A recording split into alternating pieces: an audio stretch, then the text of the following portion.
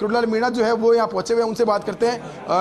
मरीजों से मिले हैं, फीडबैक लिया है। सर, किस तरह से देखते हैं इस घटनाक्रम को? क्या ये घटना हुई है और इसकी क्या कोई जांच होनी चाहिए? क्या इसकी बताएं? देखो, ऐसा है, इट इज़ एन एक्सीडेंट, और ये ऐसा एक्सीडेंट है जो सबको पीड़ा देने वाला है। अंग प्रत्यंगों का पता नहीं लग रहा, बड़ा विभत्सकारी दृश्य है। और ज़्यादातर जो बर्न के केस हैं एसएमएस में, अब तक जो मैंने पूछा है कि 9 लोगों की डेथ हो गई, 4 तो मौके पर हो गई, 5 और हो गए। सीरियस बर्न है, और मैं तो यही कामना करते हैं कि जल्दी से जल्दी ये जो गंभीर स्थिति में उनका जीवन बचे, और डॉक्टर और पुलिस सब पूरी तरह से सतर्क हैं।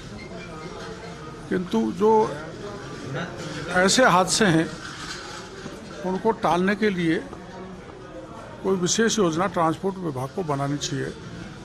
उनको ऐसी जगह पर परमिट नहीं करना चाहिए।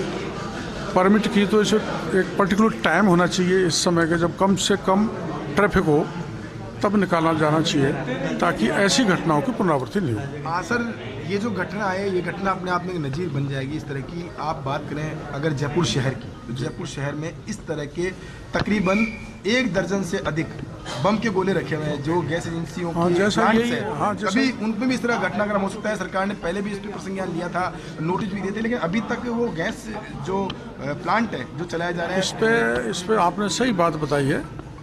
इस पर एक्सपर्ट की कमेटी बना के, और उनको कहीं न कहीं जहाँ आबादी नहीं हो वहाँ डिस्प्लेस करना चाहिए। क्या सर आपका मानना ये है कि जो एलपीजी गैस के जो गोदाम है अलग अलग जगह पे, इनके लिए कोई अलग से जिसको कह सकते हैं एलपीजी जोन, एक व्यवस्थित शहर माने तो एलपीजी जोन बनते हैं? इतना बड़ा महानगर है अपना, और ऐसे बड़े हादसे हो जाएं, वो रिपीट नहीं हो, पुनरावृत्ति नहीं हो, तो टेक्निकली एक्सपर्ट की कोई कमेटी बनाई जाए, ताकि इनके अलग से एक जोन बन जाए और वहीं पर ये स्थित हो। सर, राजधानी जयपुर ने देश के सबसे बड़े अग्निकांड का दंश भी झेला है। जब आईओसी प्रकरण हुआ था, आप खुद भी मैं गया देखा था उसमें। उसके बाद ये बहुत बड़ी घटनाक्रम है, क्या ऐसे घटना उसके समकक्ष है नहीं होने चाहिए। इस पर ऐसा हम मुख्यमंत्री जी से निवेदन करेंगे कि कोई इसमें जांच भी करें, और एक एक्सपर्ट कमेटी ऐसी बना है जो एक राय दे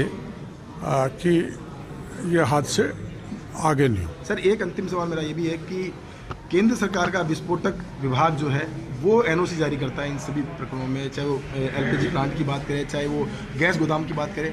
क्या उनके सुरक्षा मापदंडों का रिव्यू नहीं होना चाहिए कि वो सिर्फ पुराने मापदंडों के आधार पर एनओसी जारी कर रहे हैं? अब जो सभी जो क्षेत्र है वो आबादी से घिर चुके हैं, तो ऐसी स्थिति में उनको भी विवेचना करनी चाहिए। केंद्र ऐसा है, कई जगह की कमियां अधिकारी छोड़ देते हैं। क्यों छोड़ देते हैं आप जानते हो। अधिकारियों को बिल्कुल भी लापरवाह नहीं होना चाहिए, क्योंकि ये आदमी के जीवन और मौत का सवाल है। Thank you sir. तो देखिए, किरोड़ीलाल मीणा ने एक बहुत महत्वपूर्ण बात कही है, बहुत बड़ी बात कही है कि राजधानी जयपुर में ये दूसरा बड़ा हादसा है और इस हादसे को नज़ीर के रूप में देखा जाना चाहिए। और साथ में एक महत्वपूर्ण बात उन्होंने ये भी कही है कि जयपुर महानगर की श्रेणी में है, तो यहाँ पर एलपीजी जोन, क्योंकि अलग अलग जगह पे इस तरह के जयपुर शहर की बात करें तो 1 दर्जन से अधिक गैस के गोदाम यहाँ संचालित किए जा रहे हैं आबादी भूमि के अंदर, बम के गोले के रूप में वो काम कर रहे हैं। तो ऐसे में इन सभी एलपीजी गोदामों के लिए पॉलिसी बननी चाहिए, एक हाई लेवल कमेटी गठित की जानी चाहिए, और उस कमेटी की सिफारिश के आधार पर राजधानी जयपुर के अंदर भी एक विशेष जोन बनाया जाना चाहिए, एलपीजी जोन बनाया जाए। क्योंकि जिस तरह का महानगर बढ़ रहा है, जिस तरह आबादी के दायरे के अंदर ये एलपीजी गोदाम आ गए हैं, तो सभी के लिए चिंता वाली बात है। तो इसका रिव्यू किया जाना चाहिए, और इसके लिए मुख्यमंत्री को पत्र लिखेंगे, उनसे बातचीत करेंगे। एक बहुत बड़ी बात है, क्योंकि देखिए ये घटनाएं होती है, इनसे ही हम नजीर लें तो भी हम कहीं ना कहीं ऐसी घटनाओं की पुनरावृत्ति पर रोक लगाई जा सकती है। तो इसीलिए बहुत बड़ी बात कही है उन्होंने।